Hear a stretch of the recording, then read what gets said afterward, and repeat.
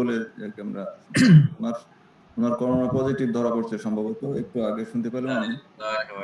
আর আমাদের গোবিন্দপুর হুজুর হান্নান হুজুর তো বেশ কিছুদিন আগে থেকেই ভর্তি আছেন হসপিটালে। আমরা সবাই বিশেষ করে গত আপডেট নিউজ আসলে এটা আমি নিজেই এখন জানি না। আমি যশোরে যাইনি এলাকায় বেশ 8-10 দিন ধরে, তো এর ভিতরে বেশ কিছু ঘটনা ঘটে গেছে। এখন আমাদের সমাজ তাহলে আমরা নিজেদের মধ্যে একটা আলোচনা করি কি করা যায় আর কি। আমাদের অনুষ্ঠানটা তো তাৎক্ষণিকভাবে সেট করা, এটা নতুন রূপে করোনার সবব আক্রান্ত সাক্ষীরা, এ ব্যাপারে আমরা আমাদের মূলত করণীয়টা কি, এখন কি করতে পারি আমরা যারা সচেতন নাগরিক আছি, তারা অন্যদেরকে কিভাবে আরো সচেতন করতে পারি বা কিভাবে এগিয়ে দিতে পারি এই ব্যাপারে তাৎক্ষণিকভাবে একটু করে গতকালকে পরে আমি অনেকের সাথে যোগাযোগ করতে পারি। যাই হোক, এখানে আরো অনেকেই যোগদান করবেন আশা করা যাচ্ছে ইতিমধ্যে অনেকে, এবং যারা আসবেন তারা সবাই ভালো, যেরকম ডাক্তার মাসুদুর রহমান আছে আমাদের সাথে না? আচ্ছা, আমি একটু বলি, আমি এখনো মেডিকেল স্টুডেন্ট। ডাক্তার এই মুহূর্তে বলা যাচ্ছে মাসুদুর রহমান, জি শুনতে পাচ্ছি। দিতে হবে, একটু স্বাস্থ্য টিপস দিতে হবে আমাদেরকে। আচ্ছা, অবশ্যই, যেহেতু সবাই আমরা একসাথে আছি ইনশাআল্লাহ, এই অবস্থায় আমাদের কি করণীয় আমরা এই ব্যাপারে সবাই আলোচনা করব ইনশাআল্লাহ। জি জি, আমরা মাসুদুর রহমানের কাছ থেকেও শুনবো। তারপরে যারা আছেন এখানে প্রায় সংগঠনের আমরা আলোচনা করি, আমরা যদি নিজেরা মোটামুটি তাহলে আমরা আমাদের সহকর্মীদেরকে সেভাবে গাইড করতে পারবো। আর প্রোগ্রাম যে এটাই ফাইনাল এমন না, আমরা একটা ভালো প্রোগ্রাম করতেও পারবো সামনে। তো এই ব্যাপারে একটা আলোচনা শুরু করে দাও।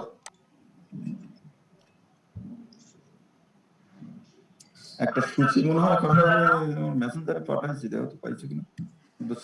আচ্ছা, ভিডিও অন করা যাচ্ছে না, ওইটা অবশ্য ঠিক নাই, তারপরেও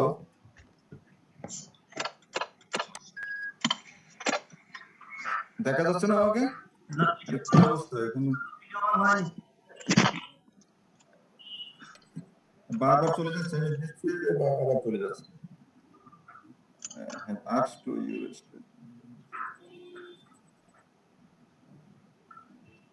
it's open up.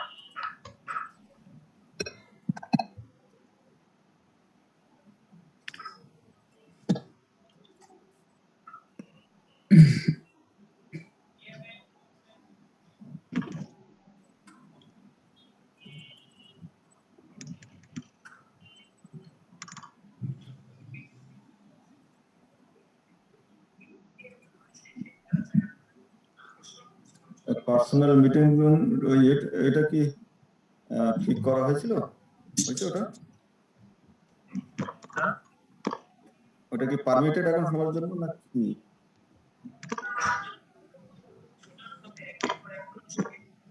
হ্যাঁ ঠিক আছে, এখন যেভাবে আছে শুরু করে দিই। আজকে খালিদ আইয়ার কাছ থেকে আমরা গুরুত্বপূর্ণ আলোচনা শুনবো। আমাদের নজর আছে অনেকগুলো সংগঠন নেতৃত্ব দিচ্ছে এখন, আর ডাক্তার মাসুদুর রহমান আসাদ ভাই আছেন, আগে থেকে অনেক নেতৃত্ব দিচ্ছে, কিন্তু মুজাহিদ ভাইকে বলে ভালো হতো। মুজাহিদ ভাই লেট করতেছেন কেন? বেশ কয়েকজন আমাকে বলছেন যে আমাদের একটু লেট হতে পারে।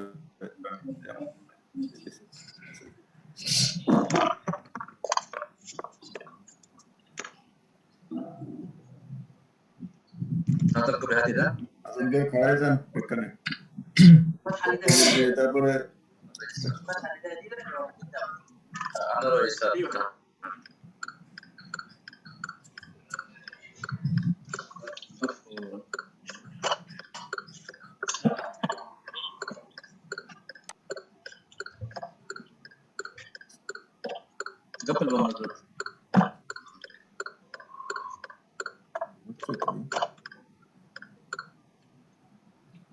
আমরা নজরুল ভাই ভিডিও পাচ্ছি না।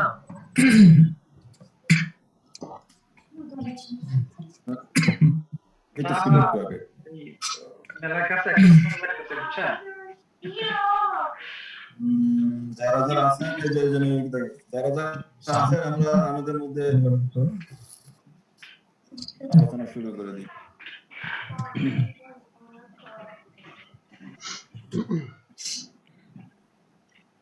আচ্ছা শুরু করে দাও ফর্মালি। এর মধ্যে যারা যারা আসবে ইনশাআল্লাহ আমরা সবাই কথা বলবো।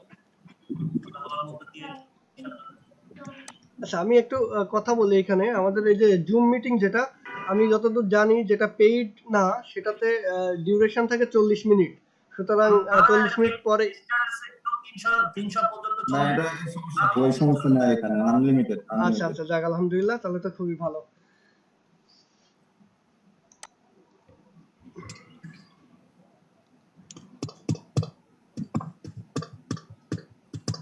আচ্ছা তুমি মানে সরাসরি লাইভ দিতে পারো এখান থেকে ফেসবুকে কথা শুরু করে দিয়ে লাইভ নিয়ে যেতে পারো সরাসরি কোনো পেজে স্বপ্নশীলীর পেজে হতে পারে অথবা যে কোনো একটা পেজে অথবা তোমার ব্যক্তিগত পেজ থেকে আমরা শেয়ার করলাম ফরমাল লাইভ নিয়ে যেতে পারো হোস্ট পাবে শুধুমাত্র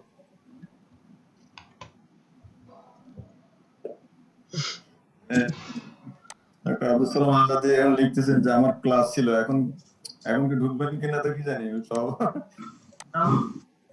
থাকুন যখন সুযোগ থাকলো সে সময় বক্তব্য রাখলে এটাই ভালো এই সমাজ শুরু করে দাও কিভাবে করলে দাও আরে আবার চলে গেছে আমার ডিসপ্লে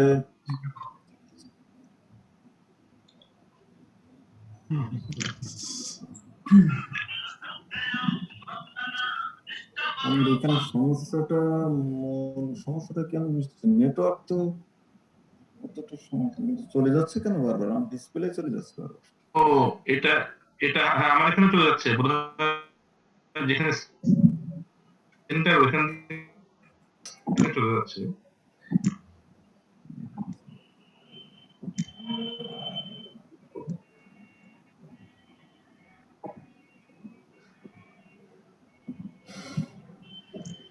আচ্ছা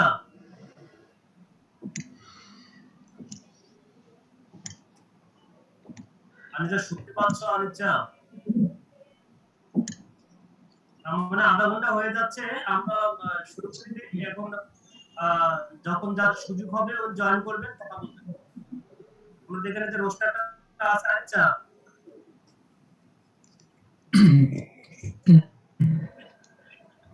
করে দাও আচ্ছা নাকি হ্যালো শুনতে পাচ্ছ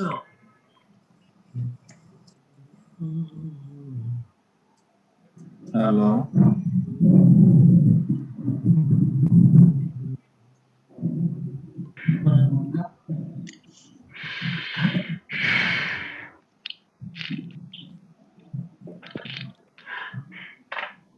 phone number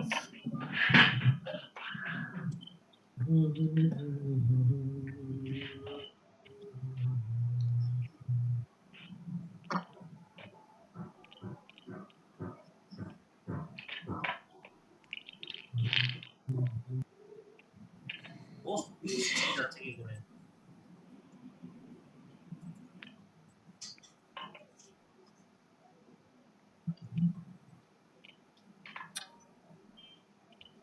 কতবার করা যায় আমি বুঝতেছি না আনিসা কথা বলো হ্যালো না দেখা যাচ্ছে কথা শুরু করে দেন কতবার করবো আমি এইভাবে বুঝতেছি না তো আমি বারবার করে নিচ্ছি আমার কি কেউ কি হ্যাক করতেছে নাকি বসে বসে আমি বুঝতেছি না বিষয়টা না হ্যাক হবে না তবে চলে যাচ্ছে তো বাবা না না না এটা হচ্ছে নেটওয়ার্ক যদি স্লো থাকে তাহলে ওই চলে যায় পরে আবার অটোমেটিক ওপেন হয় জুমের একটা বিষয় বন্ধ হয়ে যায় না আবার অটোমেটিক অন হবে এজন্য প্রোগ্রাম শুরু করা যায় অটোমেটিক যদি নেটওয়ার্ক আপ ডাউন করে প্রোগ্রামও ওই বন্ধ হবে আবার চালু হবে প্রোগ্রাম শেষ হবে না আপনি দেখেন যে ফেসবুকে ওই লাইভ দিতে পারেন কিনা ওইটা ফেসবুকে লাইভ দিতে পারবেন লাইভ দিতে তোমার নিচে দেখেন ওখানে ওই মোর থাকে ওই মোরের ওখানে ক্লিক করলে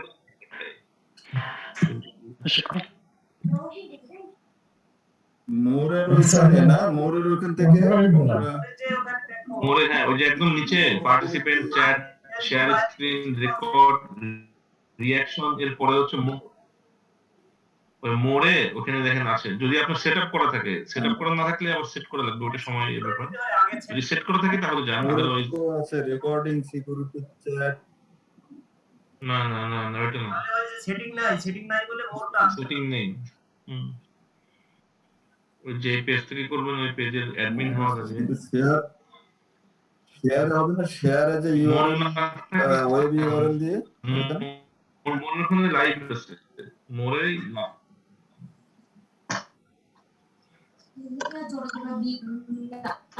আকাশ কি বিচুন হচ্ছে তাকে দিবা তুমি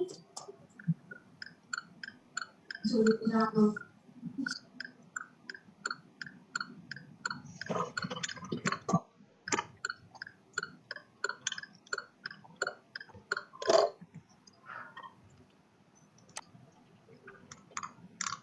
হ্যালো, আসসালামু আলাইকুম আচ্ছা, আন্টি। আমরা শুরু করি নাকি? আনিসা যদি ভালো শুরু করে দাও, তারপরে আচ্ছা আচ্ছা আচ্ছা, ঠিক আছে। তাহলে বৃহস্পতিবারে আচ্ছা কয়টায়? সামাদ মামা আপনি শুরু করে দেন। ওই তো 11টায় আসি।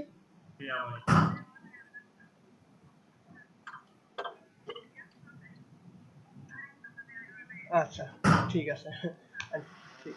আউযু বিল্লাহি মিনাশ শাইতানির রাজিম, বিসমিল্লাহির রহমানির রহিম।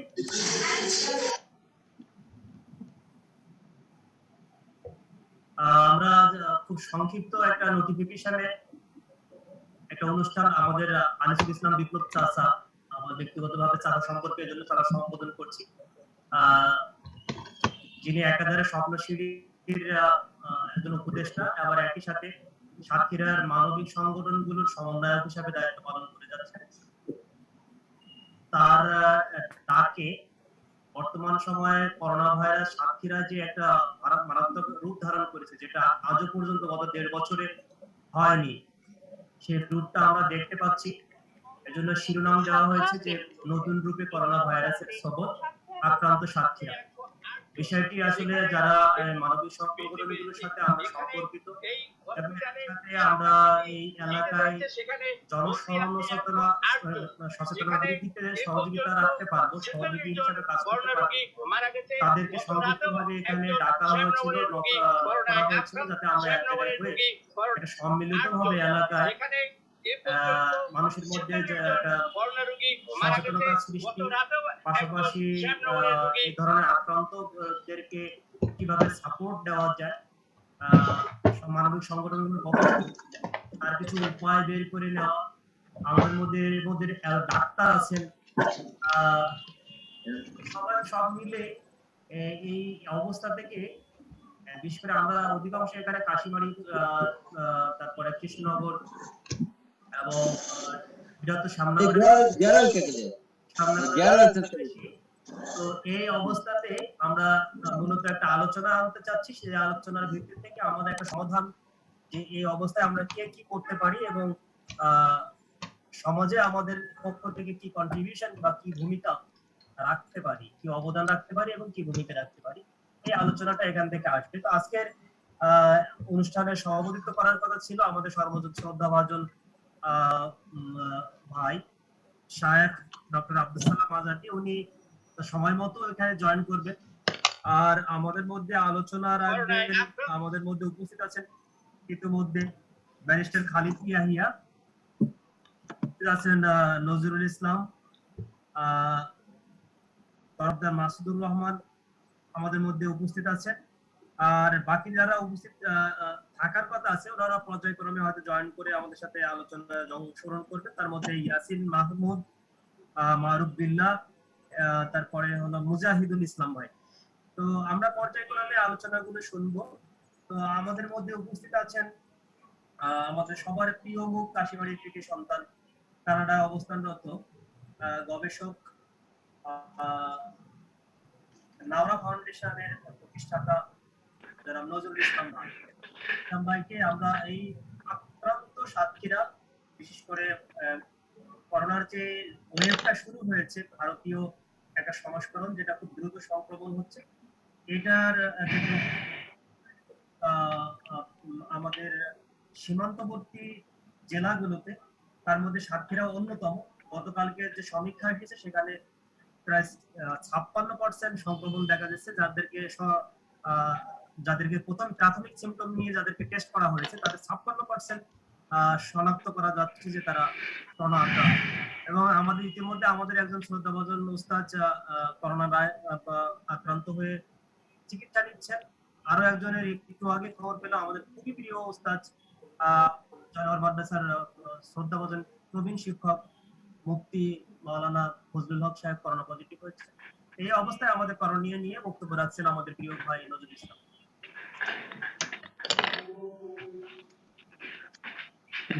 Just একটা সেকেন্ড।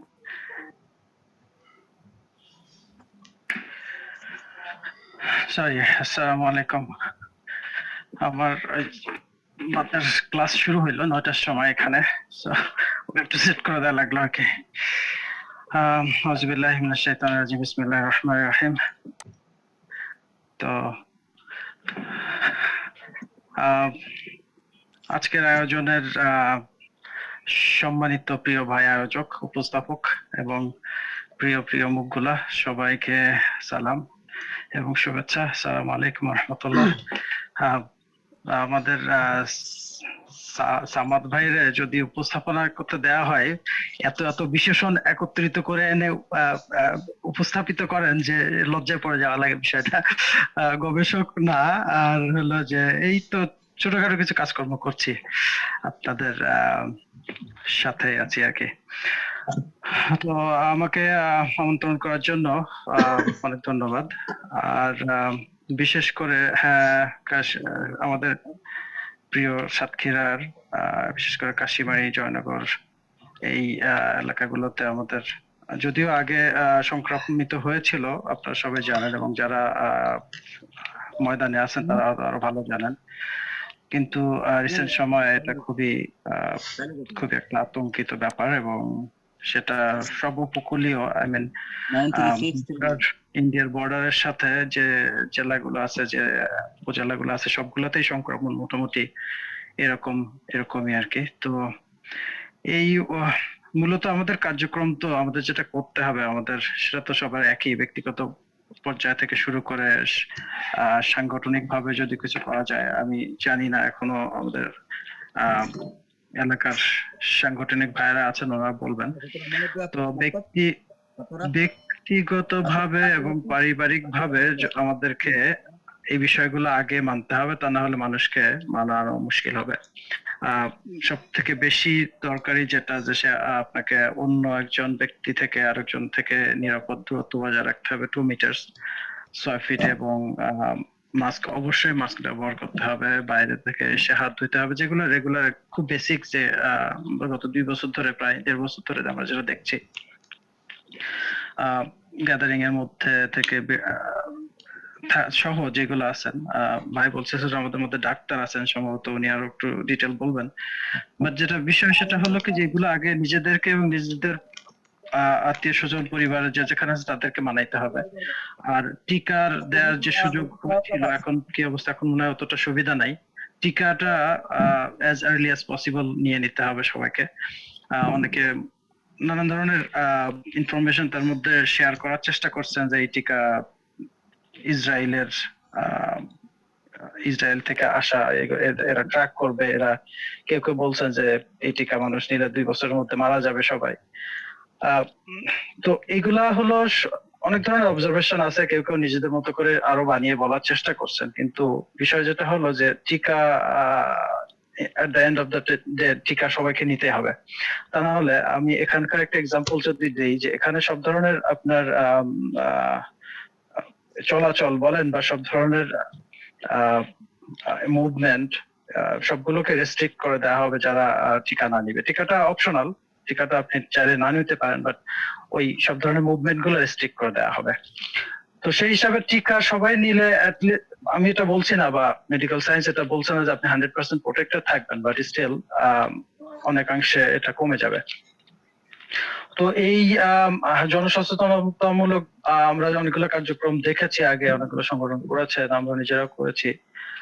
মাস্ক বিতরণ বলেন, মানুষের মধ্যে সচেতনতা, লিফলেট বিতরণ, এগুলাও করা যেতে পারে। মাইকিং করা, সেটা কতটা যুক্তিযুক্ত হবে তো আমাদের অন্যান্য ভাইয়েরাও বলবেন ইনশাল্লাহ এই বিষয়গুলোতে।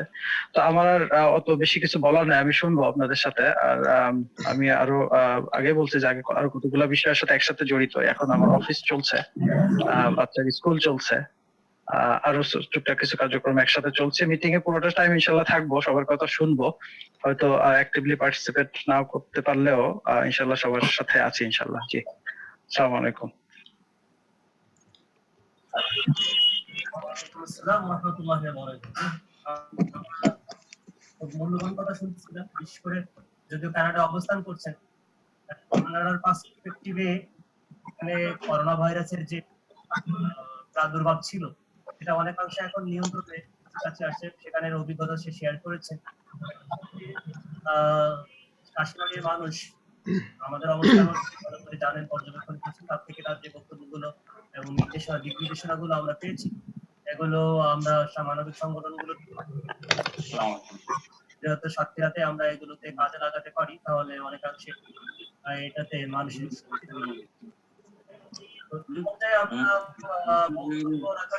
معلوم هذا يشتري جاره يلا كمان 165 ريال আমাদের মধ্যে উপস্থিত আছেন ডাক্তার সাহেব তরফদার মাসুদুর রহমান। আমি আনমিউট করে তার আসসালামু আলাইকুম, সবাইকে শুভেচ্ছা জানাচ্ছি। আসলে আজকে আমার সামনে খুবই বড় মাপের এতগুলো মানুষ বসে আছেন। আসলে আমি খুবই ক্ষুদ্র একজন মানুষ, আমি কতটুকু বলবো বা বলতে পারবো জানি না। আশা করি সবাই ক্ষমাসুন্দর দৃষ্টিতে দেখবেন। এবং আজকে অনুষ্ঠানে আমার শ্রদ্ধেয় সকল ব্যক্তিবর্গকে, আমি নাম মেনশন করছি না, সকলকে আমি ধন্যবাদ জানাচ্ছি যে, এবং আমি আসলে নিজেই গর্ববোধ করতেছি যে আজকে আপনাদের সাথে একটা পার্ট হতে পেরে। তো আপনারা জানেন যে করোনা ভাইরাস ডিজিজ বা কোভিড-19 এই রোগটা 2019 সাল থেকেই এই যে প্যান্ডেমিক সিচুয়েশনটা তৈরি হয়েছে।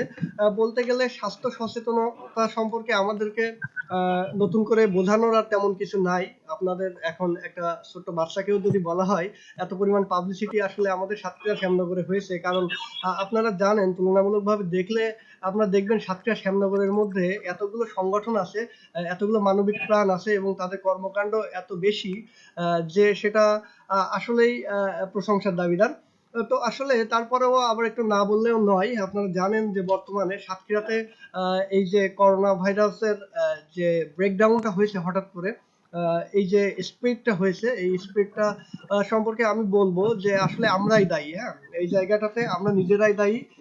আমরা আপনারা হয়তোবা বললে একটু আনঅফিসিয়াল হয়ে যাবে কথাটা, তারপরেও একটু বলি। কথাটা হচ্ছে যে আমাদের সাতক্ষীরার মানুষ, আমি সাতক্ষীরা বলবো না, পুরা দেশেই আপনারা দেখবেন যে লকডাউন দিলেও আসলে আমাদের যে সকল জনসাধারণ আছে, আমরা আমাদের বিনা প্রয়োজনেই আমরা আসলে লকডাউনটা মানতে চাই না, বা স্বাস্থ্যবিধি যেগুলো আছে এইগুলাকে আমরা আসলে এখনো পর্যন্ত কত মানুষ আমরা সিরিয়াসলি নিতে পারিনি যে আসলে করোনা ভাইরাস আছে, এটা আমরা সিরিয়াসলি নিতে পারিনি।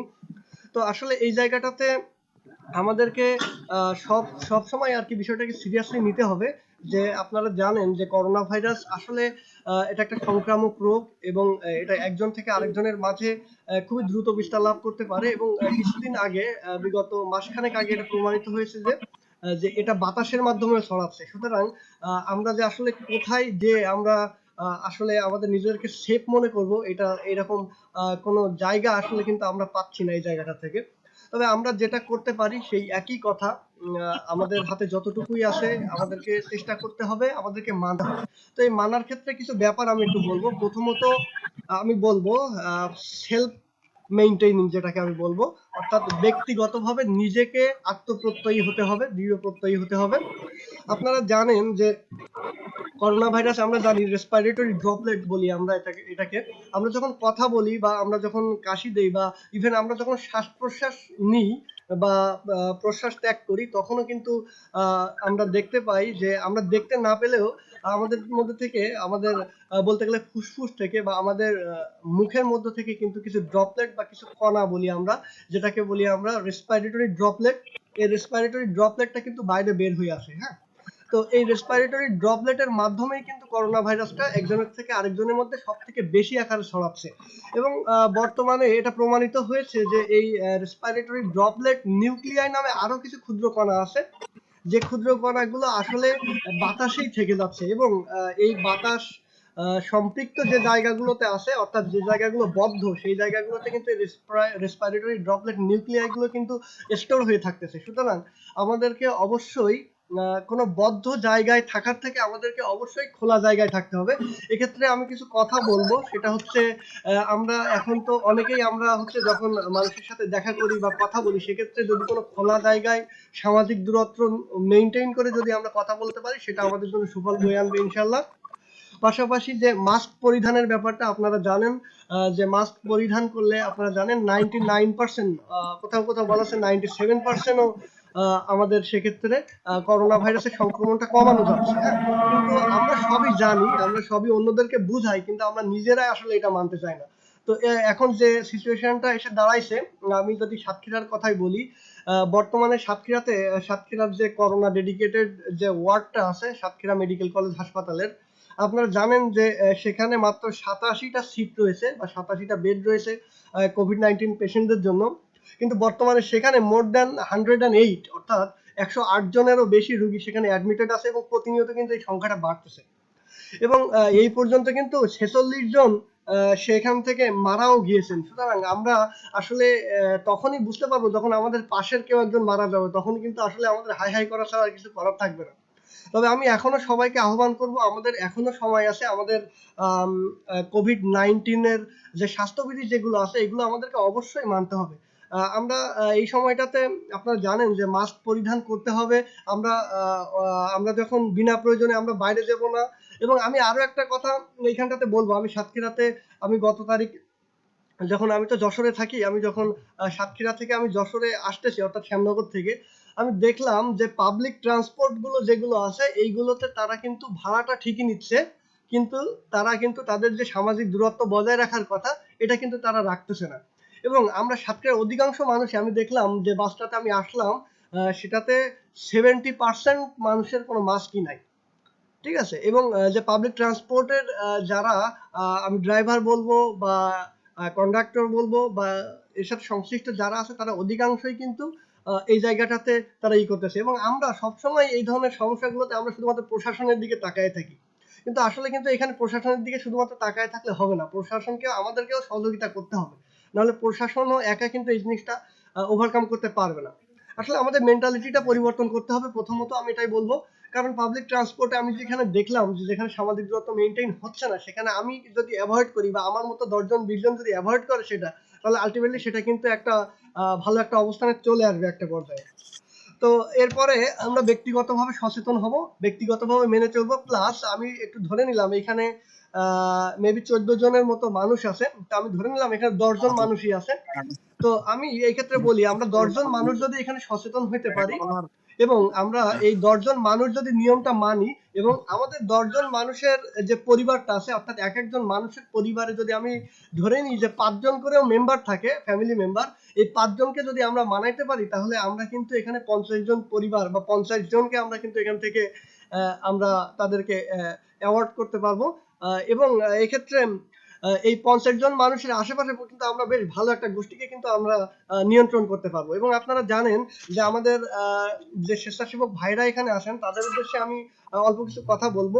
আসলে সাংগঠনিকভাবে স্বেচ্ছাসেবকরা আসলে অনেক বেশি ঝুঁকিতে আছে। যেমন আমরা বলতে পারি তারা হচ্ছে ফ্রন্ট লাইন ফাইটার্স বলতে পারি তাদেরকে।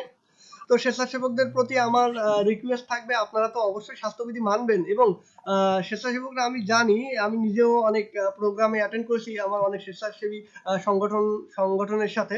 তো সেখানে দেখেছি আসলে মানুষকে আসলে বিশেষ করে সাতক্ষীরা শ্যামনগর রিজিয়নের যে মানুষগুলো আছে তাদেরকে আসলে মেইনটেইন করা বা তাদেরকে কন্ট্রোল করা আসলে একটু কষ্টকর ব্যাপার।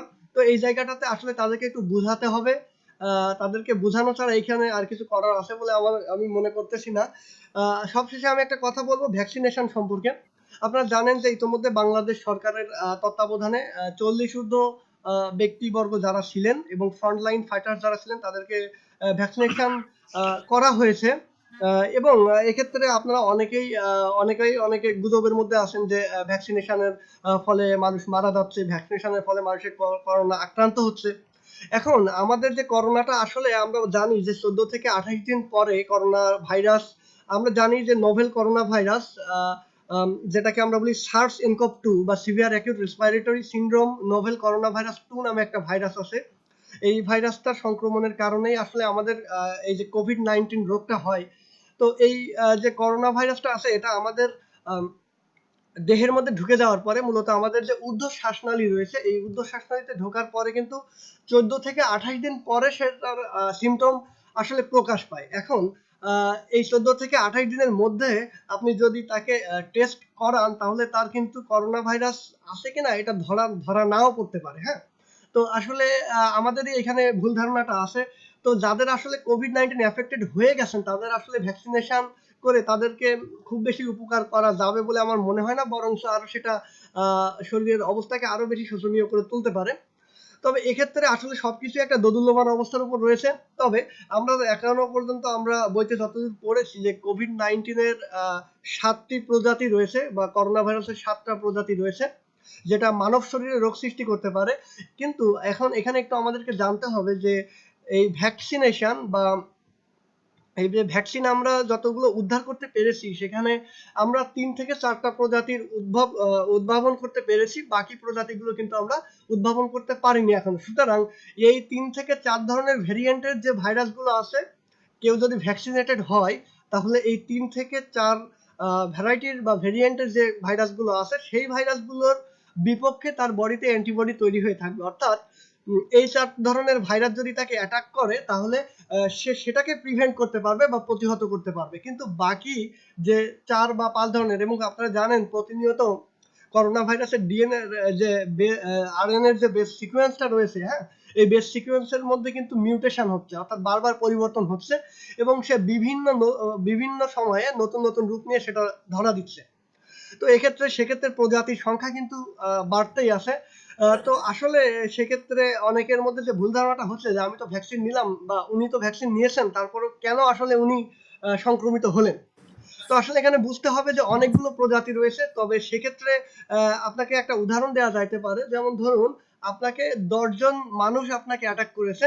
এখন ১০ জন আপনাকে অ্যাটাক করার পরে ১০ জন যদি আপনাকে প্রতিহত করে ফেলে, আপনি যদি সেখান থেকে ৩ জনের বিরুদ্ধে বা ৪ জনের বিরুদ্ধে যদি আপনি আ প্রিভেনশন বা এই টাইপের একটা উদ্যোগ যদি আপনি নিতে পারেন তাহলে সেটা ভালো হবে নাকি ১০ জনের কাছে মাইর খাওয়াটাই ভালো হবে? আমি একটু মানে একটু আঞ্চলিকতার মধ্যে ঢুকে গেলাম আরকি। তো আসলে তারপরেও আসলে ভ্যাকসিনেশনটা আমাদের নেওয়া উচিত এবং আসলে এই করোনা ভাইরাস এটা আসলে কতদিন থাকবে একমাত্র সৃষ্টিকর্তাই বলতে পারেন। আমাদের শুধুমাত্র এই ক্ষেত্রে করণীয়টা হবে আমরা স্বাস্থ্যবিধি মেনে চলবো, সৃষ্টিকর্তার উপর বিশ্বাস রাখবো এবং আমাদের ধর্মীয় যে অনুশাসনগুলো রয়েছে আমরা সেগুলো মেনে চলবো।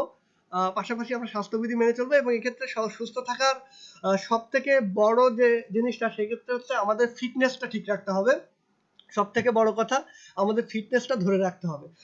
আপনারা জানেন যারা যত বেশি ফিট তাদের ইমিউন সিস্টেম বা তাদের রোগ প্রতিরোধ ক্ষমতা তত বেশি উন্নত। অর্থাৎ এক্ষেত্রে আপনারা দেখবেন যারা আক্রান্ত হচ্ছে সবাই কিন্তু মারা যাচ্ছে না। আবার সব বয়সের মানুষ কিন্তু আক্রান্ত হলেও সব বয়সের মানুষ কিন্তু মারা যাচ্ছে না।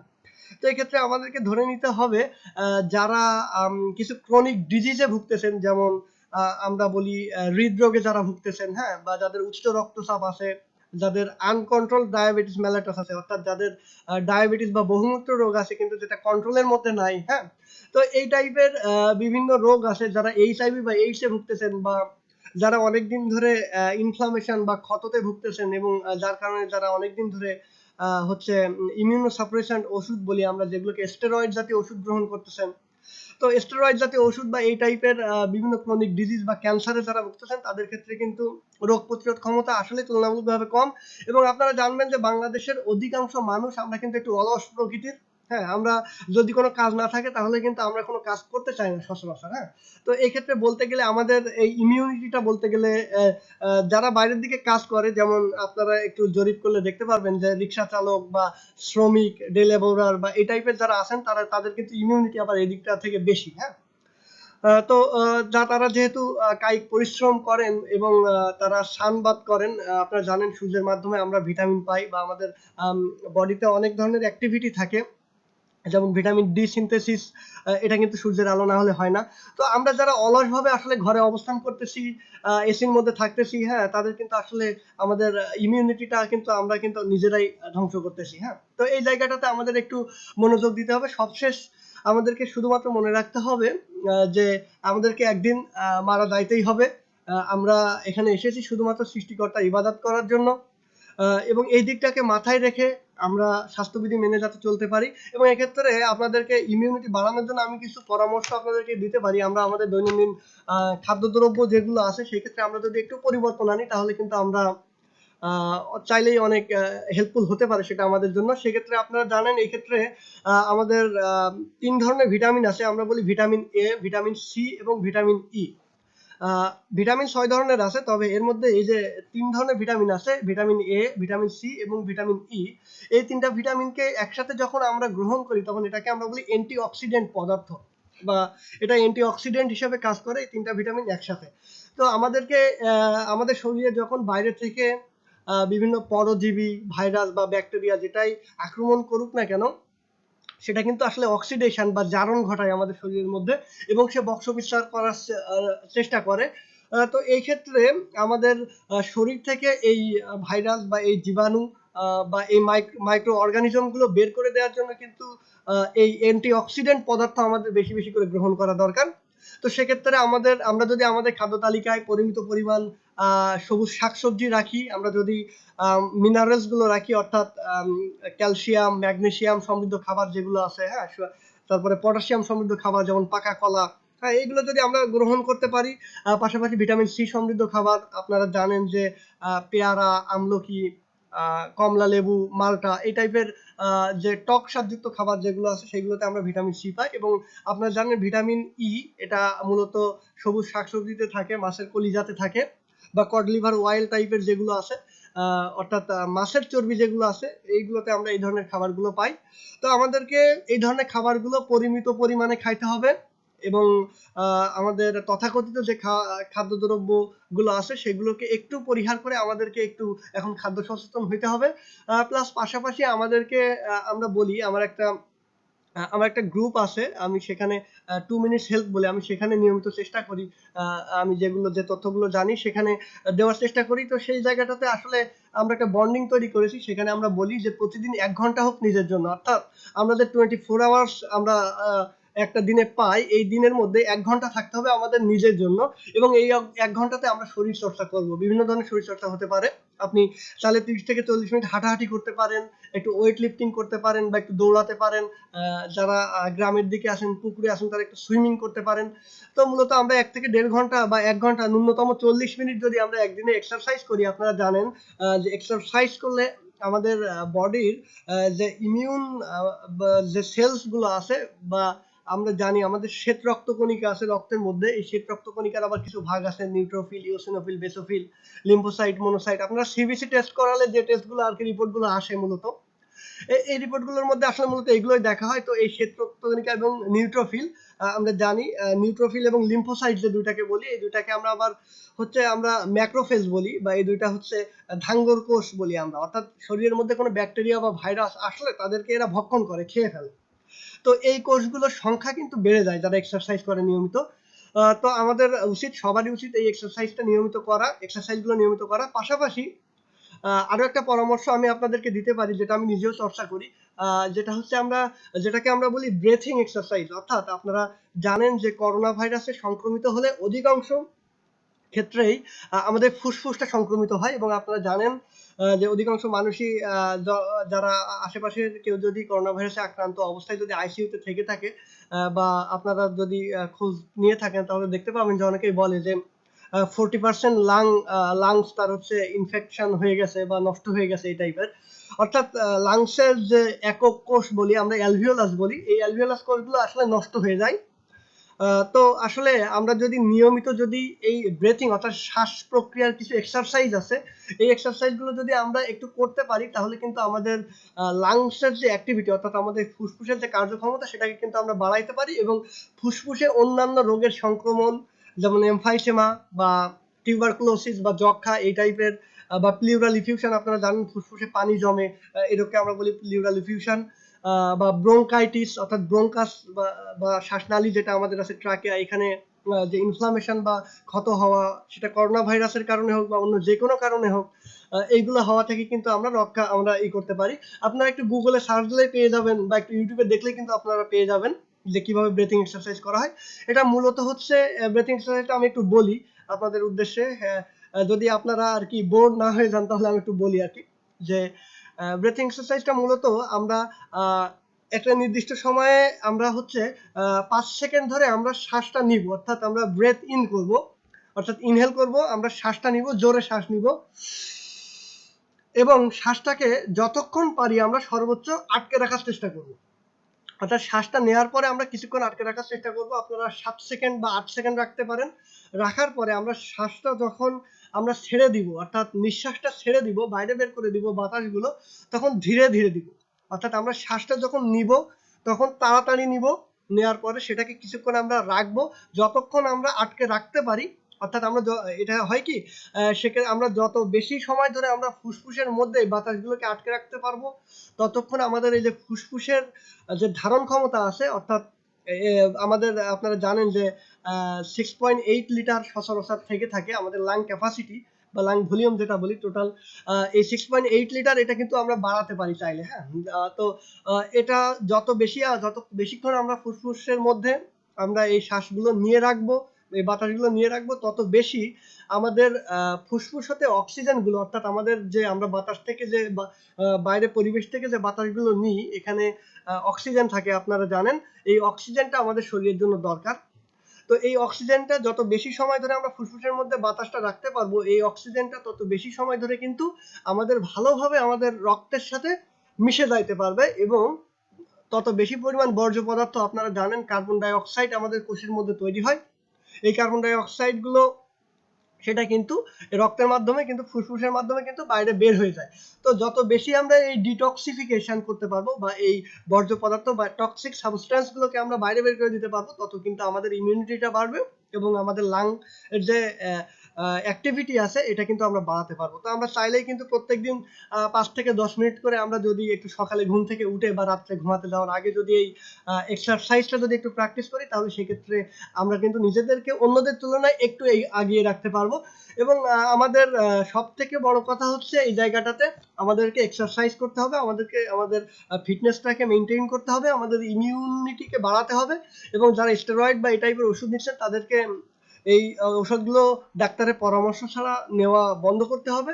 এবং পাশাপাশি আপনাদেরকে যেটা করতে হবে সেটা হচ্ছে যাদের উচ্চ রক্তচাপ, ডায়াবেটিস, ক্রনিক রেনাল ফেলার বা কিডনি ডিজিজ যাদের আছে বা কিডনি ট্রান্সপ্লান্ট করা হয়েছে যাদের, বা আপনারা জানেন যাদের কিডনি ফেইলারের সমস্যা আছে, অর্থাৎ এই ধরনের বড় বড় রোগ যাদেরকে আছে তাদেরকে ডাক্তারের পরামর্শ অনুযায়ী এগুলোকে নিয়ন্ত্রণে রাখার চেষ্টা করতে হবে এবং সর্বোপরি আমাদেরকে স্বাস্থ্যবিধি মেনে চলতে হবে।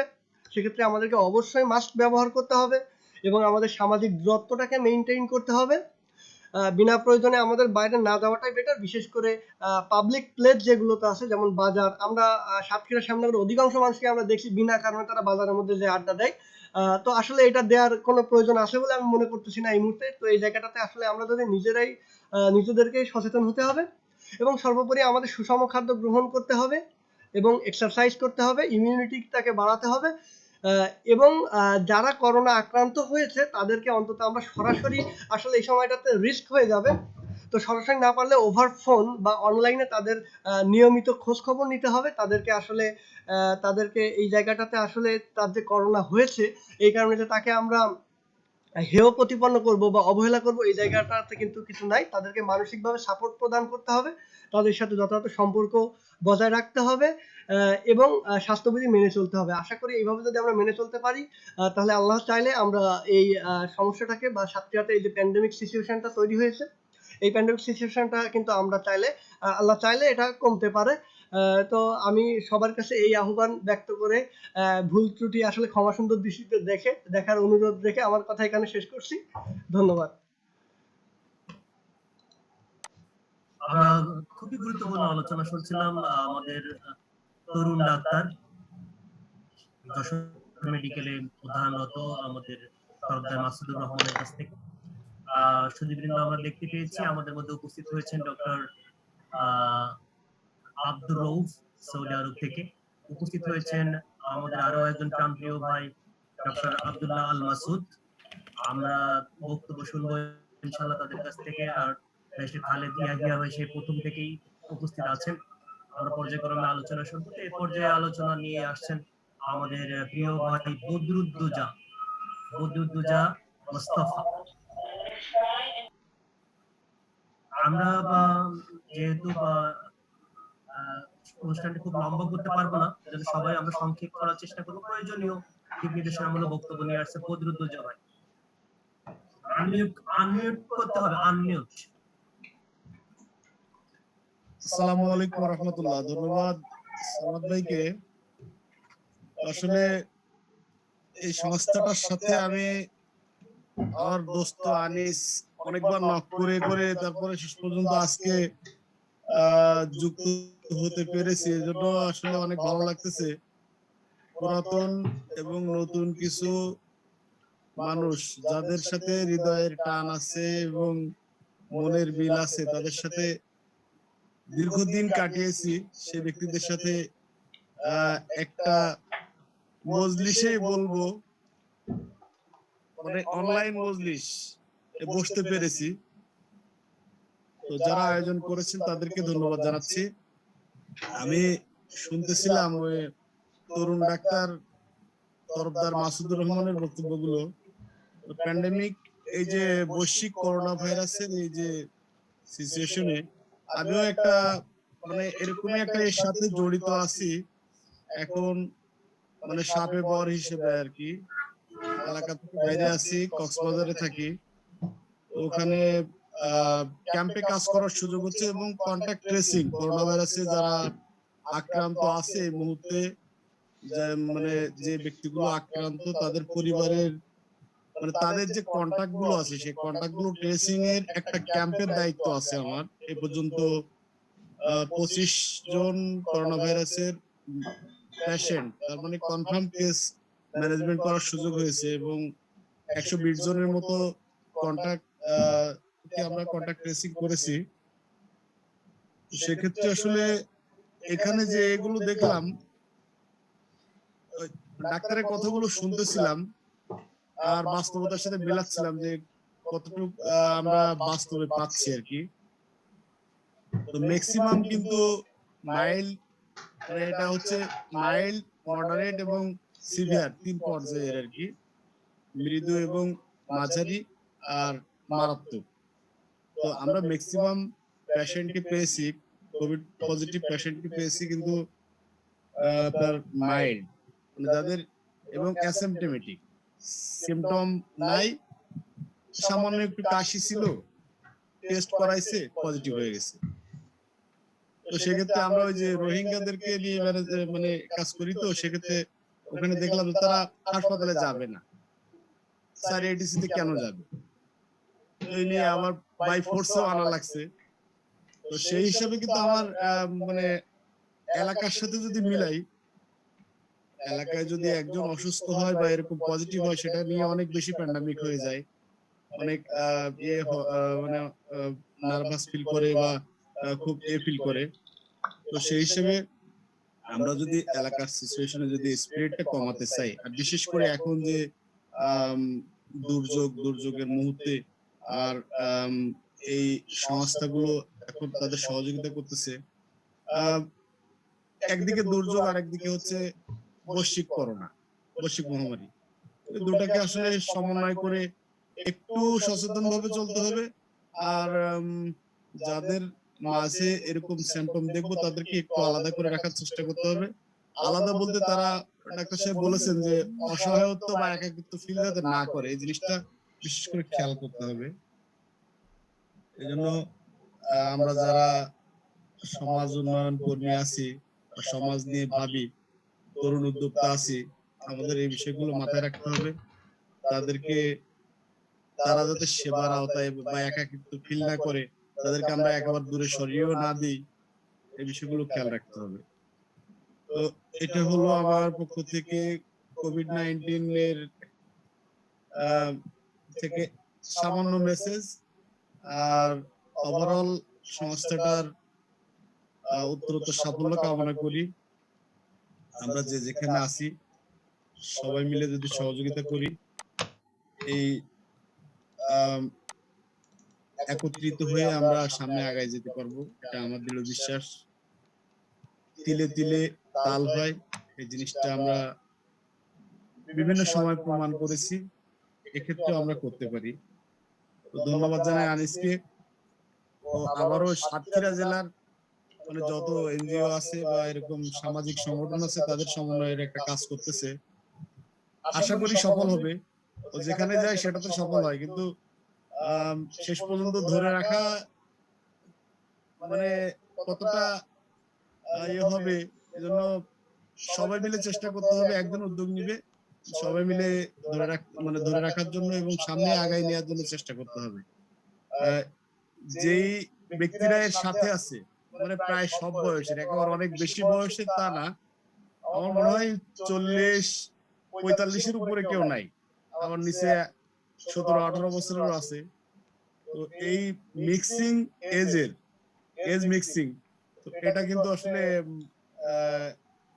একটা বিপ্লব বা একটা পরিবর্তনের জন্য খুবই কাজে লাগে। কারণ একজন অভিজ্ঞ থাকবে, আরেকজন কম অভিজ্ঞ থাকবে, একজনের মাথায় বুদ্ধি ডাক্তার থাকবে, হিসেবে আরেকজনের একটা সময় প্রোগ্রাম শ্রম অ্যাটেন্ড থাকবে, করলাম। কেউ অর্থ দিবে, সব মিলে একটা সংগঠন বা একটা বিপ্লব হওয়া সম্ভব।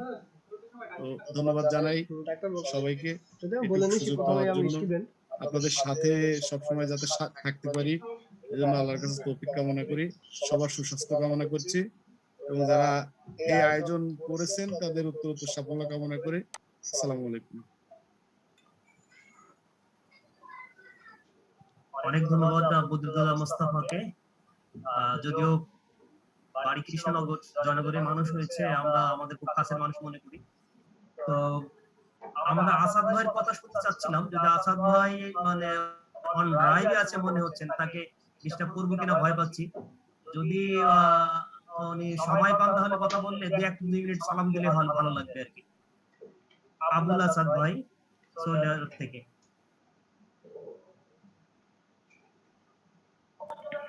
আসাদ ভাই কথা বলতেছেন, মিউট করা আর কি। আসাদ ভাই আনমিউট করে নিন।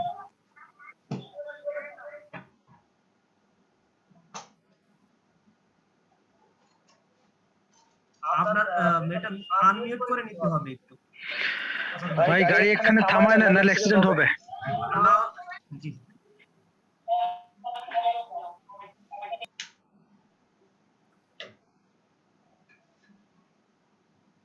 আসাদ ভাই, আপনার মাইকটা আনমিউট করে নিতে হবে, আনমিউট।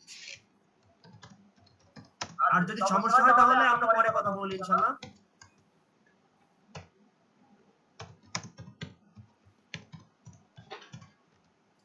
ওকে, তো দর্শক মণ্ডলী, শুধু আমরা আলোচনা শুনছিলাম।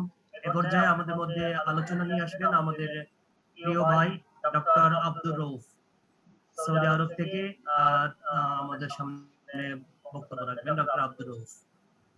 ভিডিও এবং সাউন্ড দুইটা কথা বললে আমরা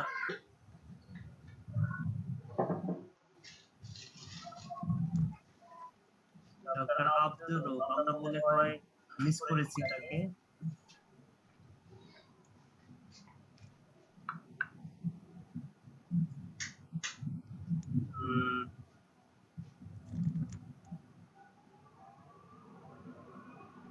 একটু বন্ধ করবে এটা, এই পাশেরটা সাউন্ড আসছে না। আসাদ ভাই, আপনার আনমিউট হয়েছে, আপনি কথা বলতে পারবেন? আসসালামু আলাইকুম ওয়া রাহমাতুল্লাহ। ওয়ালাইকুম আসসালাম ওয়া রাহমাতুল্লাহ। সবাইকে সালাম দিয়ে আমি বলতে শেষ করব, যেহেতু আমি ড্রাইভে আছি, এমন জায়গায় আছি গাড়ি থামানোর সুযোগ নাই। জি জি, এজন্য আমি শুনছি, যদি সুযোগ হয় পরে কথা বলবো, আর সুযোগ না হলে শুনে যাচ্ছে, অসুবিধা নাই। সবাই দোয়া করবেন। জাযাকাল্লাহ। আর বিশেষ করে আপনাদের মাধ্যমে দুই হুজুরকে আমি আন্তরিক দোয়া ও সালাম জানাই।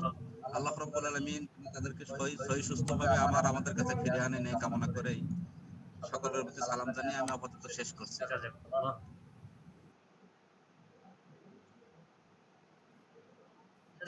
এখন উপস্থিত আছেন আমাদের মধ্যে ডক্টর আব্দুল্লাহ আল মাসুদ ভাই। ডক্টর আব্দুল্লাহ আল মাসুদ ভাই আমাদের মাঝে আলোচনা করবেন। আমরা এখন আনমিউট করে আমাদের আলোচনা শুরু করবেন ইনশাআল্লাহ ডক্টর আব্দুল্লাহ আল মাসুদ। আসসালামু আলাইকুম ওয়া রাহমাতুল্লাহ। আলহামদুলিল্লাহি রাব্বিল আলামিন, আসসালাতু ওয়াসসালামু আলা সাইয়্যিদিল মুরসালিন ওয়া আলা আলিহি ওয়া সাহবিহি আজমাইন। আজকের অনুষ্ঠানের সম্মানিত সঞ্চালক আমার শ্রদ্ধাভাজন জনাব আব্দুল সামাদ স্যার, উপস্থিত আছেন শ্রদ্ধাভাজন নজরুল ইসলাম ভাই, খালিদ ভাই সহ আনিস ভাই এবং যারা উপস্থিত আছেন সবাইকে জানাই সালাম, আসসালামু আলাইকুম রহমতুল্লাহ।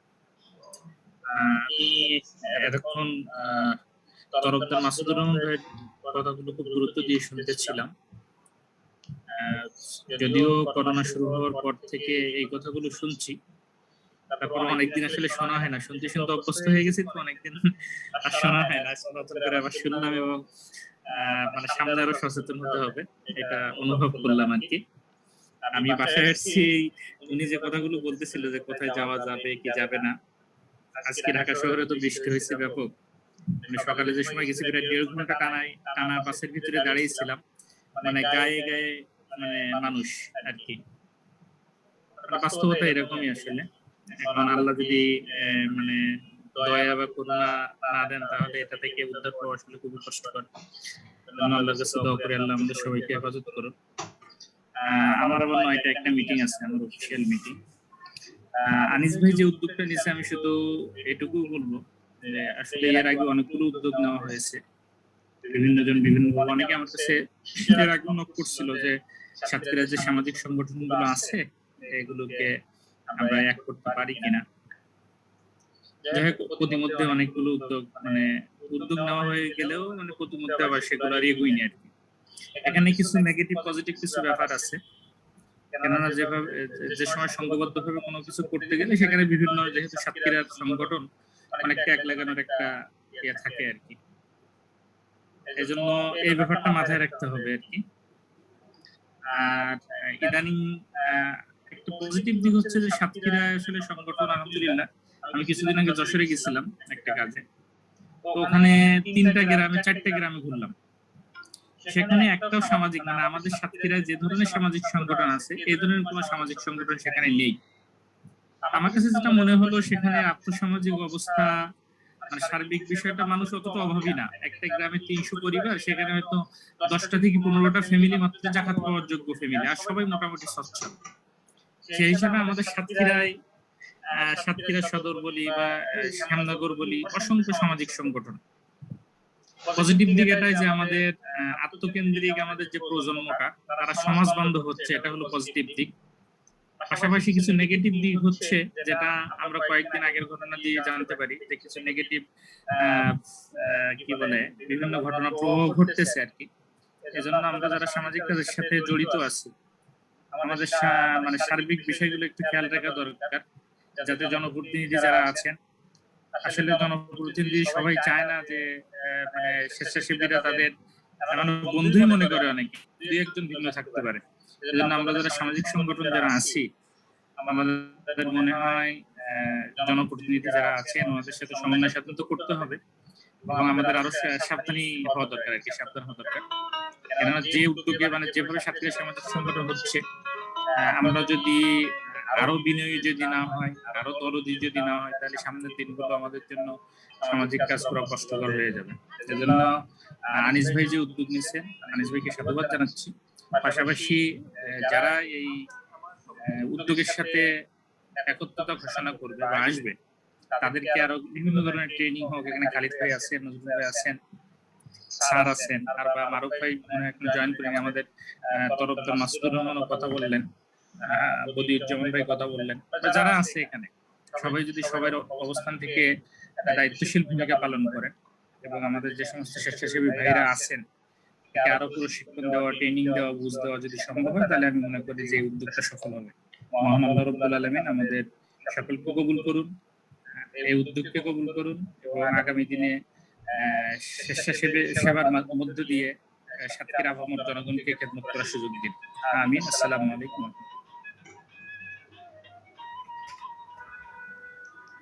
সংক্ষিপ্ত হলেও ডক্টর আব্দুল্লাহ মাসুদের কাছ থেকে অসাধারণ কথা শুনছিলাম আমরা। বিশেষ করে সাতক্ষীরায় সামাজিক সংগঠনগুলো, মানবিক সংগঠনগুলো যেভাবে কাজ করে যাচ্ছে, এটা আশাব্যঞ্জক। কিন্তু এটা সমন্বয় সাধন অনেক কষ্টসাধ্য। সেটার একটা উদ্যোগ নেওয়া হয়েছে ইতিমধ্যে।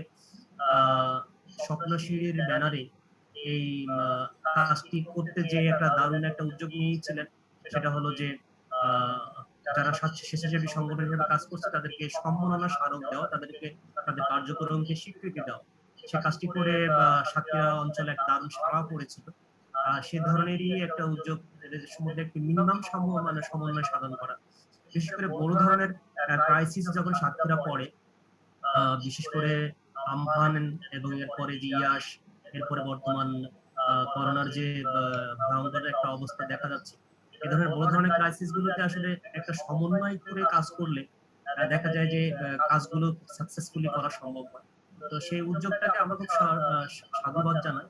এখানে মাসুদ ভাইয়ের বক্তব্যটা খুবই ভালো লাগছে যে এখানে নেগেটিভ যেরকম আছে, পজিটিভ এরকম আছে। তো আমরা নেগেটিভ বিষয়গুলোকে ওভারকাম করতে গেলে কিছু অনেক বিষয় আছে, যেমন সম্প্রতি আমরা পদ্মপুকুর ইউনিয়নে একটা ঘটনা ঘটেছে, একজন মানবিক স্বেচ্ছাসেবী আক্রান্ত হয়েছেন জনপ্রতিনিধি কর্তৃক। এটা অনেক অপ্রত্যাশিত।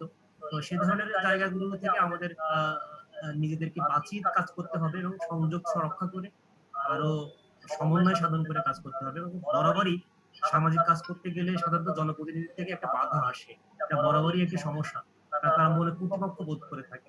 সেখানে যত সম্ভব তাদের সাথে সমন্বয় করে কাজ করতে হবে। আসলে আক্রান্ত যখন সাতক্ষীরা হয়, তখন আমাদের মতো শিক্ষিত সমাজের সবচেয়ে বড় ভূমিকা থাকে যে এখানে নিজেদেরকে মেলে ধরা এবং তাদেরকে প্রচ্ছন্ন ছায়া দান করা। সে যেভাবেই সম্ভব সেটা করাটাই হলো আমাদের মুখ্য বিষয়।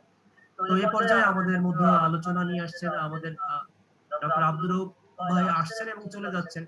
তাকে আবার পেলে তাকে আমরা সুযোগ দেবো। এই পর্যায়ে আমাদের মধ্যে বক্তব্য নিয়ে আসছেন আমাদের মধ্যে আজকে প্রথম থেকেই উপস্থিত আছেন আমাদের খুবই প্রিয় মুখ, লন্ডনে আছেন আমাদের ভাই ব্যারিস্টার খালিদ ইয়াহিয়া।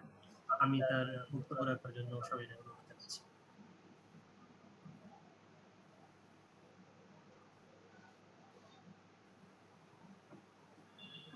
বিসমিল্লাহির রহমানির রহিম। আজকের এই সুন্দর অনুষ্ঠানে উপস্থিত সম্মানিত মডারেটর, আমার সম্মানিত শিক্ষক আব্দুল সামাদ ভাই, এই অনুষ্ঠানের মূল কারিগর আমাদের সকলের শ্রদ্ধাভাজন আনিসুল ইসলাম, আমার আত্মীয় হন উনি, এবং নজরুল ভাই আছেন, মাসুদ ভাই আছেন, এবং আরো যারা এখানে যুক্ত হয়েছেন সকলকে ধন্যবাদ জানাচ্ছি। বেশ কয়েকজন গুণীজন এখানে একত্রিত হয়েছেন একটু ফ্রেমে। এখানে আমি নিতান্তই একজন শ্রোতা আর কি। আপনাদের কথাগুলো খুবই ভালো লাগলো, বিশেষ করে আমাদের ডাক্তার সাহেব যে কথাগুলো বললেন, তরুণ একজন গবেষক, কথাগুলো আসলে খুবই যুক্তিযুক্ত। যদি আমরা কিছুটা ইমপ্লিমেন্ট করতে পারি আমাদের ব্যক্তিগত জীবনে অথবা সমাজে, তাহলে হয়তো এই সংকট কাটিয়ে ওঠা সম্ভব হবে। আমি শুধুমাত্র আপনাদের সাথে পরিচিত বা আপনাদের চেহারাগুলো দেখার জন্যই এই অনুষ্ঠানে যুক্ত হওয়া। আমার পক্ষ থেকে তেমন কিছু নেই আর কি, জাস্ট দুই একটা কথা আর কি একটু শেয়ার করা। প্রথম বিষয় হচ্ছে যে যেহেতু আমরা সকলে এখানে সচেতন এবং বেশ আমাদের পক্ষ থেকে আমরা প্রত্যেকে বিভিন্ন কার্যক্রমের সাথে জড়িত, এবং এই বিষয়টা আপনারা রিয়েলাইজ করেছেন যে কোভিড এর পূর্ববর্তী পৃথিবী এবং কোভিড পরবর্তী পৃথিবী, এই দুইটা একরকম হবে না।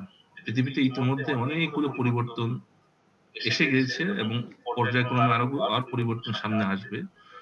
এই জন্য এই কোভিড পরবর্তী চ্যালেঞ্জ গুলা যদি আমরা একদিন আগেও যদি রিয়েলাইজ করতে পারি এবং সেই অনুযায়ী যদি প্রস্তুতি গ্রহণ করতে পারি, এটা সাংগঠনিক ভাবে হোক, আমাদের যে সামাজিক কার্যক্রম এর মাধ্যমে হোক, আমাদের সাতক্ষীরার যে অঞ্চল, যেই জুরিসডিকশন বা যে সংসদীয় এলাকা যেটাই বলি আমরা, সামগ্রিকভাবে যদি আমরা এই অবস্থাগুলো একটু আগের থেকে রিয়েলাইজ করি এবং একটু দীর্ঘমেয়াদী পরিকল্পনা যদি আমরা নেই, তাহলে বোধহয় সামগ্রিকভাবে এই বিষয়গুলা আমরা অ্যাডজাস্ট করতে আমাদের সুবিধা হবে। এটা একটা ছোট্ট বিষয়। দ্বিতীয় বিষয় হচ্ছে যে আজকে এই যে আমরা 10 থেকে 12 জন মানুষ একত্রিত হয়েছি, এখানে কিন্তু আমাদের নিজেদের কোনো ব্যক্তিগত কোনো লাভ ক্ষতির বিষয় না, বরঞ্চ আমরা চিন্তা করছি যে আমাদের যে এলাকা, সাতক্ষীরা বলি, শ্যামনগর বলি, বা আরো যদি ন্যারো ডাউন করিস কাশিমারি, জয়নগর, সামগ্রিকভাবে সাতক্ষীরার এই অঞ্চল, এখানকার মানুষকে আমরা কিভাবে এই সমস্যা থেকে উত্তরণ করব। এই যে নিজেদের সময় ব্যয় করে অপরের জন্য চিন্তা করা এবং এই কনসেপ্ট বা এই মানসিকতা পৃথিবী সভ্যতা পৃথিবীকে এগিয়ে নেওয়ার ক্ষেত্রে একটা অন্যতম নিয়ামক শক্তি। এই জন্যে আমরা বর্তমান যে দুনিয়া, এই দুনিয়াতে হচ্ছে যে নিজের কল্যাণ করা, কত বেশি আমরা ম্যাটেরিয়ালিস্টিক, তার মাঝে এই যে সমাজের জন্য বা অপর মানুষের জন্য কল্যাণ কামনা করা, এক মানসিকতায় এই যে একটা মানসিক তাড়না, এই তাড়নার সাথে এইটা যদি আমরা অপরদেরকেও একটু তাদের ভিতরে দিতে পারি, বিশেষ করে আমাদের যারা ফিউচার জেনারেশন, যারা ইয়াং জেনারেশন, বাংলাদেশে এখন হিসাব করে আর আদর্শগুলো একটু ছড়িয়ে দিতে পারি, যে অপরের জন্য, মানুষের জন্য, সমাজের জন্য, দেশের জন্য কল্যাণের কাজ করা। আপনারা জানেন যে তারা তাদের মোটা দাগের একটা অংশ সময় তারা ব্যয় করে টেকনোলজির পিছনে, গেম খেলে, ইউটিউব, ফেসবুকে এইখানে সময় ব্যয় করে, এবং সেখানেও কিন্তু মানে ভালো কন্টেন্টের অভাব অনেক ওখানে আছে, এবং ওখানে প্রচুর সময়। সেইখান থেকে যদি আমরা একটু দশের জন্য, অপরের জন্য, যারা সাহায্য প্রত্যাশী তাদের জন্য যদি চিন্তা করার, ওইদিকে যদি আমরা কিছুটা একটু মানুষের দৃষ্টি আকর্ষণ করাতে পারি, তাহলে বোধহয় আমাদের আজকের এই যে আয়োজন, সেটা বোধহয় আরো অনেক বড় আকারে সার্থক হবে। তৃতীয় যে বিষয়, সেটা হচ্ছে যে আমাদের ডাক্তার সাহেব খুব সুন্দর কথা বললেন, আপনারাও সামাজিকভাবে কাজ করে যাচ্ছেন। আমরা যদি সামগ্রিকভাবে এই এখন যে সিচুয়েশন, এখান থেকে রিয়েলাইজ করে বা পরবর্তীতে ফিউচারে আমরা যদি একটা অথেন্টিক, আমরা যদি একটা ইনফরমেশন হাব বা ইনফরমেশন সেন্টার আমরা তৈরি করি, এটা 24/7 হতে হবে এমন না।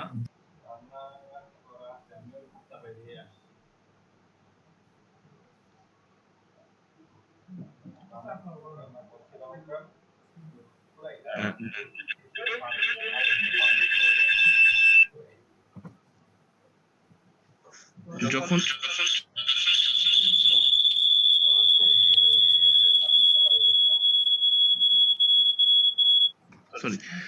যেখান থেকে মানুষকে অথেন্টিক ইনফরমেশন দেয়া যাবে, এমন যদি কোনো ব্যবস্থা আমরা নিতে পারি, এটা যেহেতু আমরা বন্যা কবলিত বা ঘূর্ণিঝড় আক্রান্ত একটা এরিয়া, বিভিন্ন সময় এই মানে পরিবেশের কারণে আমরা আক্রান্ত হই, তো যদি একটা ইনফরমেশন সেন্টার আমরা তৈরি করতে পারি দীর্ঘমেয়াদী, সেটা সপ্তাহে একদিনও হতে পারে, তাহলে বোধহয় এটা বৃহৎ আকারে মানুষের জন্য, সাধারণ মানুষের কল্যাণে কাজে আসবে। এই একটা ছোট্ট প্রস্তাবনা যদি এটা বাস্তবায়ন করা যায়। আর টিকার বিষয়টা উঠে এসছে, এর একটা ছোট্ট অভিজ্ঞতা আমরা বলি। যখন প্রথম টিকার ভ্যাকসিনেশন আবিষ্কার হলো, তখন মানুষের ভিতরে আমরা রিউমার শুনেছি, এবং আমাদের যে অপরকে দোষারোপ করা, সেই বিষয়টা আমরা এসেছিল। তখন আমাদের ইউকেতে যারা ডক্টর প্রফেশনে আছেন, এরকম প্রায় 200 থেকে 250 জনের একটি অনলাইন এরকম একটা সেশন হয়েছিল, এবং ওইখানে ওনারা মানুষের সকল ধরনের প্রশ্ন, যে প্রশ্নগুলো এসেছিল, এরকম প্রায় 34 থেকে 35টা প্রশ্ন ওনারা অ্যাড্রেস করেছিলেন, এবং সবগুলোর ওনারা from professional perspective, from scientific aspect থেকে তারা কোশ্চেনের আনসার দিয়েছিলেন, এবং বলেছিলেন যে আমরা for the time being, without any sort of hesitation, আমরা টিকা বা ভ্যাকসিনেশন এটা নিতে পারি। বাদ বাকি যে বিষয়গুলো আল্লাহ তাআলার উপর তাওয়াক্কুল করা বা আনুষঙ্গিক যে বিষয়গুলো, সেগুলো আমরা তার উপর ছেড়ে দিতে পারি। এই জন্য আমাদের যারা মুরব্বী আছেন, বিশেষ করে আমাদের যারা সিনিয়র নেতৃবৃন্দ আছেন, সিনিয়র সিটিজেন আছেন, ওনাদেরকে আমরা এই ভ্যাকসিনেশন বা টিকা নেয়ার ক্ষেত্রে সকল ধরনের প্রশ্নকে বাদ রেখেই টিকা যেন ওনারা নেন আর কি, এই বিষয়ে হয়তো আমরা কিছুটা সচেতনতা অথবা কিছুটা একটা মানে ব্যক্তিগত কর্মসূচি বা যেটাই বলি, এটা আমরা নিতে পারি।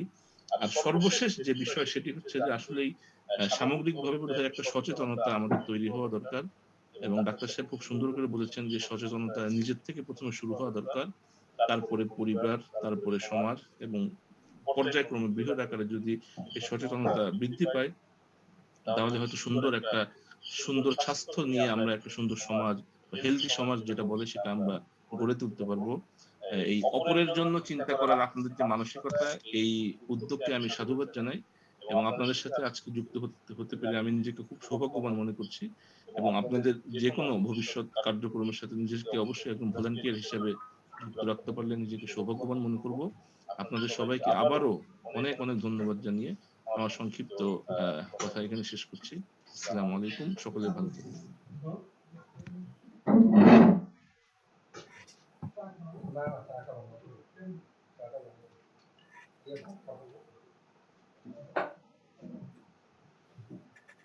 অত্যন্ত সুন্দর আলোচনা এবং গোছানো আলোচনা শুনছিলাম আমরা ব্যারিস্টার খালেদ ইয়াহিয়ার থেকে। আমরা এতক্ষণ অনেক গুণীজনের আলোচনা শুনেছি, বিশেষ করে সাতক্ষীরার ইয়াস আক্রমণের পরে যখন উপকূলীয় মানুষগুলো, যদিও আমরা খুব বড় ধরনের আক্রান্ত হয়নি, বাবুরা, পদ্মপুকুর এবং অন্যান্য ইউনিয়নগুলো যখন প্লাবিত, পাশাপাশি তখন প্যান্ডামিক কোভিড-19 অতিমারী আকারে রূপ ধারণ করেছে, যেটা আমরা ইতিপূর্বে গ্রাম অঞ্চলে শোনা যায়নি। আর এর হিসাব নিকাশ আমাদের ডাক্তার সর্দার মাসুদ এতক্ষণ চমৎকার ভাবে দিচ্ছিল যে আমাদের এই পর্যন্ত কত কি অবস্থা হয়েছে সাতক্ষীরা। কিন্তু বর্তমান সময়ে এটা খুব অবস্থাটা ভেঙে পড়েছে বলা যায়, একেবারে ঘরে ঘরে চারিদিকে। আমি আজকে বিকেলেও খবর পেয়েছি যে জানা পরিচিতদের মধ্যে প্রায় 15-16 জন আক্রান্ত খবর পাওয়া গেছে বিকেলের মধ্যে, এবং সেগুলো সব আমাদের মানে আমাদের নাগালের কাছে। তো এটা যদি এভাবে ছড়াতে থাকে তাহলে খুব আশঙ্কার একটা বিষয়। তো আলোচনা হচ্ছিল, সুন্দর একটা আলোচনা বলছিল আমাদের সর্দার মাসুদ যে একজন যদি আমি সচেতন হই তাহলে আমি 5 জনকে সচেতন করতে পারি। আর এখানে আমরা অনেক সাংগঠনিক লোক আছে যারা বিভিন্ন মানবিক সংগঠনের সাথে সরাসরি সম্পৃক্ত, সেখানে একজন আমরা 500 জনকে মানে সচেতন করার মতো ক্ষমতা এবং যোগ্যতা রাখি। সুতরাং এখান থেকে আমরা কাজটা শুরু করতে চেয়েছি। স্থানীয় জনপ্রতিনিধি যারা আছেন, আমি চেয়ারম্যান মামার সাথে কথা বলছিলাম, ডক্টর আব্দুর রউফের সাথে, এবং কথা বলছি আমাদের এলাকার মেম্বার সাহেবের সাথে কথা বলছি, এবং অন্যান্যদের সাথে আমি সরাসরি এখান থেকে কথা বলার চেষ্টা করেছি যে এলাকায় মাইকিং করে হলেও জনসচেতনতা তৈরি করার জন্য দরকার হলে পুলিশ ফোর্স এনে এলাকায় কিছু একটা ব্যবস্থা করতে, পরিস্থিতি তৈরি করা যায় যাতে মানুষ সচেতন হয়। যেটা একেবারে খোলামেলা যেভাবে চলাচল করছে, এখানে প্রশাসনিক এবং ব্যক্তিগত উভয় পর্যায় থেকে সচেতনতা প্রয়োজন আমি বোধ করি। তো আমাদের সাথে আজকে আলোচনা যারা অংশগ্রহণ করেছে তাদেরকে আনিসুল ইসলাম বিপ্লব আজকে হোস্ট ছিলেন, আজকের এই অনুষ্ঠানের আহ্বায়ক ছিলেন। তো তার প্রযুক্তিগত সমস্যার কারণে যথাযথভাবে তিনি সংযুক্ত হতে পারেন নাই।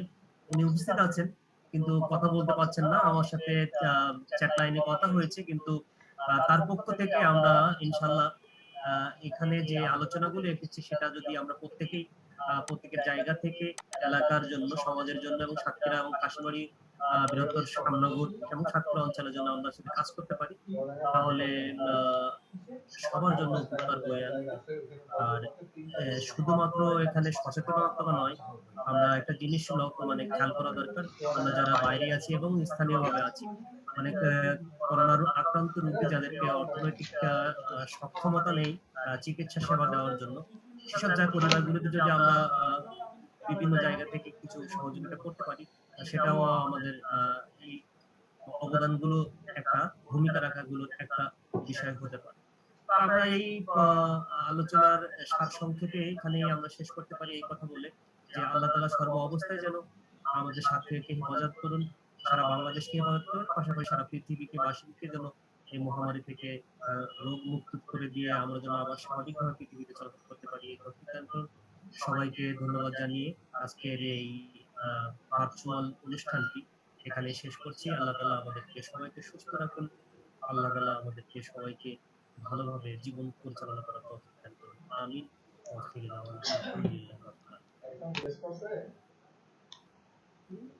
একজন জিজ্ঞেস করছে যে কত রেজাল্ট দেবে কবে, বলতে পারে সন্তান